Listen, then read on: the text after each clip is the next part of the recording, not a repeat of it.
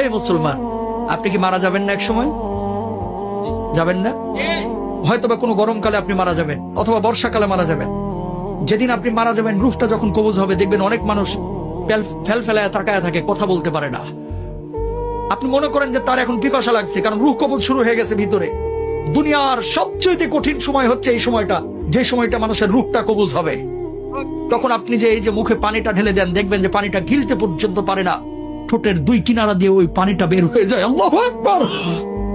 ঠিক ওই সময়টা আপনার স্ত্রী আপনার দিকে তাকিয়ে থাকে, আপনার ছেলে আপনার দিকে তাকিয়ে থাকে, আপনার মেয়ে আপনার দিকে তাকিয়ে থাকে, আপনিও কিন্তু তাদের দিকে তাকিয়ে থাকেন। অনেক কিছু বলতে চান কিন্তু বলতে পারেন না, কারণ আপনার ভিতরে যে জ্বালা তৈরি হয়েছে, এই জ্বালা আপনি ছাড়া আর কেউ বুঝতে পারে না, ঠিক কিনা? যখন মালাকুল মাউত রূহটা কবুল শুরু করে, মানুষজন যারা অপরাধী বারবার একটা কথা বলে, ও মালাকুল মাউত, এবারের মতো আমাকে ছেড়ে দাও, আমাকে নিও না, এবারের মতো তুমি আমাকে ছেড়ে দাও, আমাকে নিও না, আমাকে 10টা দিন সময় দাও, 2টা দিন সময় দাও।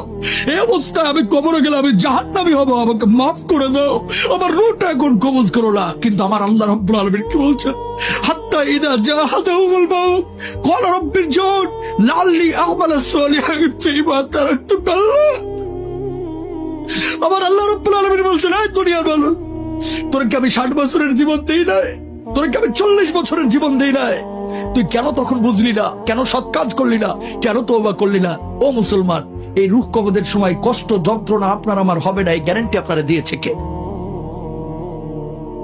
যন্ত্রণা। আল্লাহর নবীর যখন রূহটা কবজ করা হচ্ছে, নবীজির কপালটা বারবার ঘেমে যাচ্ছে। আম্মা যারা আয়েশা বলতেছেন, ইয়া রাসূলুল্লাহ, আপনার কপালটা ঘেমে যাচ্ছে কেন? আল্লাহর নবী বলছে, আয়েশা, আমার বুকের উপরে যেন উহুদ পাহাড়টা চেপে ধরা হয়েছে। আল্লাহু আকবার। আল্লাহর নবীর যদি এই অবস্থা হয়, আপনার আবার অবস্থাটা কি হতে পারে আপনি জানেন না? এই বাড়ি যাবে না আপনার সঙ্গে, গাড়ি যাবে না, কিচ্ছু যাবে না। আপনি মারা যাবেন, ব্লেড দিয়ে আপনার জামা কাপড়গুলো কেটে খাটিয়ার উপরে আপনাকে রেখে, সন্তান সন্ততি বা আত্মীয় স্বজন বন্ধু বান্ধব ঘর থেকে লাশটা বাইর করে ওই বারান্দায় রেখে দেবে, অথবা উঠানে রেখে দেবে। আপনার নাম ছিল আব্দুল কুদ্দুস, আব্দুর রহিম, সালমা, সাদমান, কত ভালো ভালো নাম। এখন কেউ আপনাকে নাম ধরে ডাকবে না, এখন আপনার নাম হয়ে গেছে লাশ। আপনার নাম কি? ওই মুয়াজ্জিন সাহেব মাইকে যে ঘোষণা দিবে, সেদিন আপনার নামের শুরুতে একটা ডিগ্রি লেগে যাবে, ডিগ্রি। সেদিন আপনাকে আর বলবেন আব্দুস সালাম সাহেব দুনিয়া থেকে বিদায় নিয়েছে, বরং বলবে মরহুম আব্দুস সামাদ আজকে দুনিয়া থেকে বিদায় নিয়েছে। ও মুসলমান, খাটিয়া যখন নিয়ে যাবে, সন্তানগুলোকে বলবে, ও সন্তান, তোর জন্য কি আমি বাড়ি করেছি না? তোর জন্য কি আমি 30 বছর 60 বছর কষ্ট করেছি না? ও প্রাণের সন্তান, খবরদার আমারে কবরে একা রাখিস না, একা রাখিস না, একা রাখিস না। এই মুসলমান, আপনি কি মারা যাবেন না এক সময়? যাবেন না? হয়তোবা কোনো গরমকালে আপনি মারা যাবেন, অথবা বর্ষাকালে মারা যাবেন। যেদিন আপনি মারা যাবেন, রূহটা যখন কবজ হবে, দেখবেন অনেক মানুষ ফেল ফেলায় তাকায় থাকে, কথা বলতে পারে না। আপনি মনে করেন যে তার এখন পিপাসা লাগছে, কারণ রূহ কবজ শুরু হয়ে গেছে ভিতরে। দুনিয়ার সবচেয়ে কঠিন সময় হচ্ছে এই সময়টা, যে সময়টা মানুষের রূহটা কবজ হবে। তখন আপনি যে এই যে মুখে পানিটা ঢেলে দেন, দেখবেন যে পানিটা গিলতে পর্যন্ত পারে না, ঠোঁটের দুই কিনারা দিয়ে ওই পানিটা বের হয়ে যায়। আল্লাহু আকবার।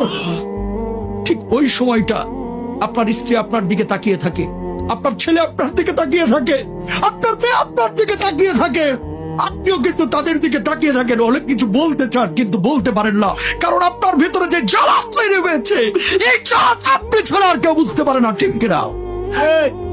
যখন মালাকুল মাউত রূহটা কবুল শুরু করে, মানুষজন যারা অপরাধী বারবার একটা কথা বলে, ও মালাকুল মাউত, এবারের মতো আমাকে ছেড়ে দাও, আমাকে নিও না, এবারের মতো তুমি আমাকে ছেড়ে দাও, আমাকে নিও না, আমাকে 10টা দিন সময় দাও, 2টা দিন সময় দাও।